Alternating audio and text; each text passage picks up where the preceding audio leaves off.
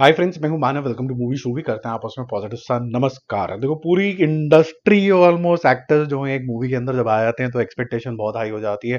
अगर आपके पास ऐसा डायरेक्टर हो जो काफी सालों से आपको एंटरटेन कर रहा हो, लेकिन उसका एक बैड कोई सर्कस आ जाता है तो आप हर चीज को सर्कस लेने लग जाते हैं। और फिर उसके बाद अगर कोई बाई चांस उनकी मूवी ठीक ठाक होती है या उनका कोई कंटेंट ठीक ठाक होता है तो अचानक से जो ये इंसान बोल रहा होता है कि ठीक ठाक है, उसको सब मोसा मोसा करना बोलना शुरू कर देते हैं। हालांकि जिसको वो बोल रहे होते हैं, हो सकता है उनकी हैसियत वो ना जानते हो कि उन्हें पूरे खानदान को वो रोटी खिला सकते हो। ठीक है, तो ये सब बातें अलग हैं। आज हम बहुत गहराई से ये सोचने वाले हैं, डिबेट करने वाले हैं और विद रैशनल करने वाले हैं कि सिंघम 3 अच्छी थी कि बुरी थी या फिर ये गिमिक थी। ठीक है, क्योंकि इसको एक गिमिक की तरह प्रोजेक्ट करना शुरू कर दिया। मैं आपको थोड़ी सी हिस्ट्री ज्योग्राफी बताता हूँ। अभी तक बॉलीवुड के ऊपर एक बहुत बड़ा स्टैम्प था कि यार ये ना रूटेड नहीं है, ये ऐसे हैं, ये एरोगेंट हैं, ये इनको तो कुछ पता ही नहीं हमारे देश के अंदर क्या हो रहा है। एक इंसान बोलता है कि अच्छा यार, आप तो मेरे ऑडियंस हो, मैं आप ही के लिए मूवी बनाता हूँ, मैं पूरा भारत महान जो है अपना JNK से लेके नीचे कन्याकुमारी तक जाऊंगा, यहाँ तक श्रीलंका में हमारी हिस्ट्री है, नेपाल में हमारी हिस्ट्री है।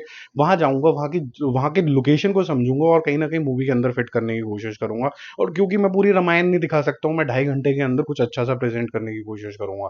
तो मेरे ख्याल से it's a very good attempt. ठीक है, बट क्या ये मूवी इतनी अच्छी है जितनी मैंने तारीफ कर दी है? आंसर है नो। ठीक है, सेंसिबल तरीके से बात करेंगे। स्टोरी कुछ इस तरीके से है, ये सिंघम भाई साहब हैं और इससे पहले आपने जो सूर्यवंशी देखी थी उससे डायरेक्ट लिंकेज है सिंघम के कैरेक्टर का। और सूर्यवंशी के अंदर जो कुछ भी एंड में हुआ था जैकी श्रॉफ के कैरेक्टर से, जैकी श्रॉफ को पकड़ लेता है सिंघम और उसके बाद जो उसका एक इंसान कैसे वो लिंक्ड है लंका, वो आ जाता है। और ये जो अर्जुन कपूर का यहाँ पर कैरेक्टर है काफी खौफनाक तरीके से दिखाया गया है। अब ये खौफनाक कैरेक्टर इनकी जिंदगी के अंदर क्या क्या खौफनाक कर देता है, इंक्लूडिंग अबडक्टिंग उसकी wife which is Kareena Kapoor, ये सब चीजों के लिए आपको मूवी देखनी पड़ेगी।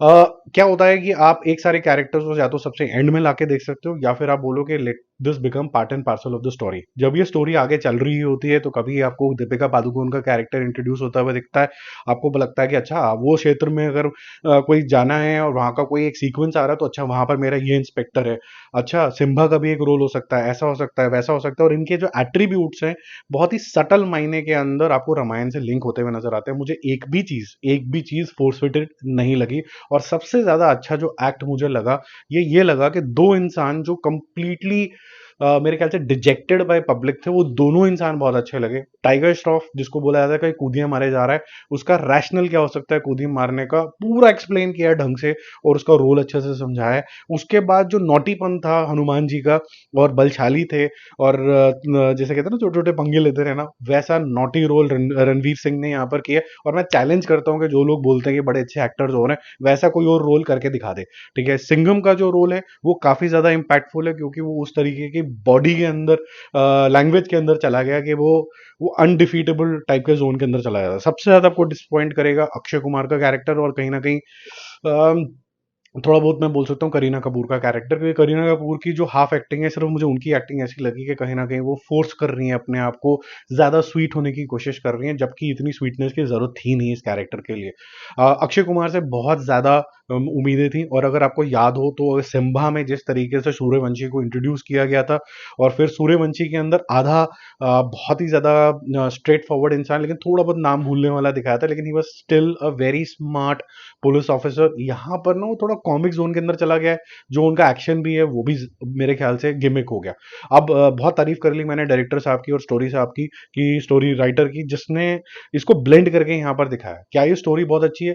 अगर आपने मेरे भूल भुलैया 3 का रिव्यू देखा हो जहां पर मूवी का 80% पोर्शन मुझे वाहियात लगा था और 20% मास्टरपीस लगा था, मुझे यहां पर ये फीलिंग आई उल्टी। मुझे ऐसा लगा कि almost 90% of the movie really worked for me. I really enjoyed watching these cameos, how they're organically fitted in, जो ये एक्शन कर रहे हैं, it was a mix of gun fights and some fist fight here and there. Ending बिल्कुल spoil हो गई। क्यों?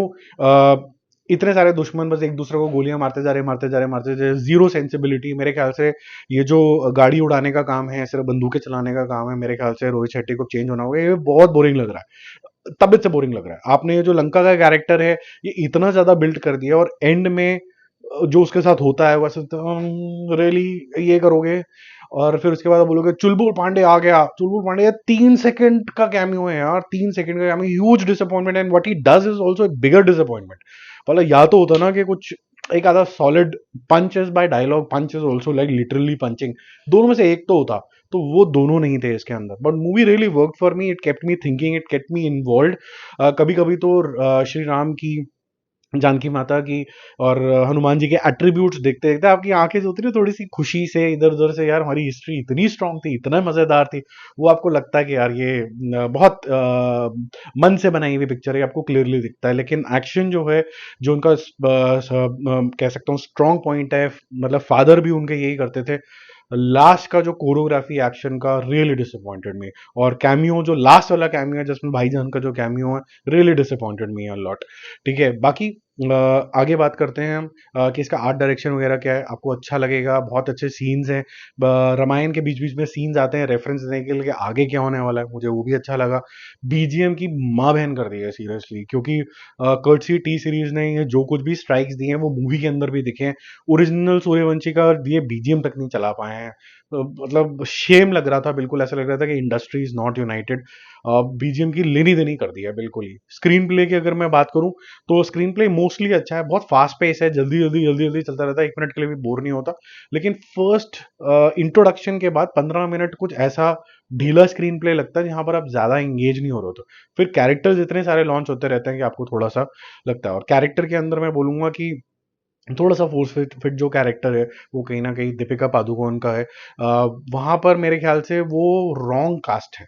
यहाँ पर जो आपको लेडी सिंघम लेना था, वो थोड़ा सा स्टाउट बॉडी वाला चाहिए, कि लगे कि मतलब एक बॉडी बिल्डर टाइप के आदमी को मारा है तो मारा है, ठीक है। और एंड जो है काफी खराब है, मैं काफी बार बोल चुका हूँ। तो डायरेक्शन में मैं रोहित शेट्टी को यही बोलूंगा कि भाई आप क्योंकि एक्शन का कमाम खुद ही संभालते हो, तो आप उस पर इंप्रूव करिए। आप जो कैरेक्टर डेवलपमेंट है कुछ कुछ को जबरदस्ती मत ले लीजिए, जितना मेन कैरेक्टर्स अगर अच्छे से बन रहे हैं तो उतने पे ही रहिए। और आपका विजन बहुत अच्छा है, बहुत लार्ज विजन पे बनाते हो, उस पर स्थित रहिए। आपने एक चीज अच्छी करी है कि आप सर्कस के जोन के आगे आके बिल्कुल नीचे जा सकते थे, लेकिन आप उठे हो, आपने कुछ डिफरेंट करने की कोशिश करी है, तो वो मेरे को अच्छा लगा। बट ये जो लास्ट का एक्शन सीक्वेंसेस हैं, कल्मिनेशन जिसे कहते हैं ना, स्ट्रॉन्ग कल्मिनेशन, ये मूवी ऐसे जाते जाते ये ऐसे जा सकती थी कि बिल्कुल आपको हाई पॉइंट पे छोड़ सकती थी, ठीक है। लेकिन ये यूं जाके एकदम डिप कर गई एंड में, तो ये थोड़ा सा प्रॉब्लम है। लेकिन ये फिर भी चलेगी मेरे ख्याल से। ये मूवी को अच्छा करना चाहिए। मेरा मूवी शूवी स्कोर मैं पहले भी दे चुका हूँ ये। आप ऐसे कह सकते हैं कि 3.5 star for first 90% of the movie, and almost 1.5 stars for the last 10% of the movie. Average अगर मैं करूँ तो 3 स्टार्स दूंगा मैं इसको। लेकिन फिर भी ये मेरे ख्याल से अच्छा बिजनेस करनी चाहिए। It's not a bad movie, it's a very interesting movie.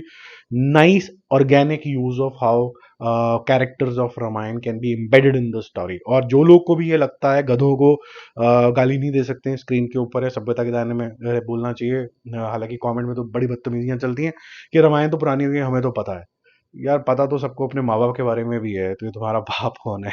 लेकिन जाते हो ना उसको सुबह सुबह नमस्कार करते हो ना, पैर छूते हो ना। ऐसी रामायण भी ऐसी एक महान कहानी है, ऐसे महान कैरेक्टर्स हैं, उनके फैसेट्स मैं चैलेंज करता हूँ कि आपको नहीं समझ में आते हैं। हर बारी जितनी बार देखते हो कोई ना कोई दोस्ती का फैसेट, प्यार का फैसेट, कुछ ना कुछ निकलता रहता है। इसीलिए हर साल बेवकूफ लोगों आपको रामायण सुनाई जाती है। हर साल दिवाली से पहले कल्मिनेशन होता है रामायण का, रामलीला लगती है। इसीलिए लगती है कि जितनी बार आप सेम चीज को प्रैक्टिस करते रहते हो, प्रीच करते रहते हो, वो आपके मन में बस जाता है। तो ये बोलना कि नहीं करना चाहिए था, रामायण को यूज किया है, मिस यूज किया है, मेरे ख्याल से उनसे बड़े नहीं है कोई।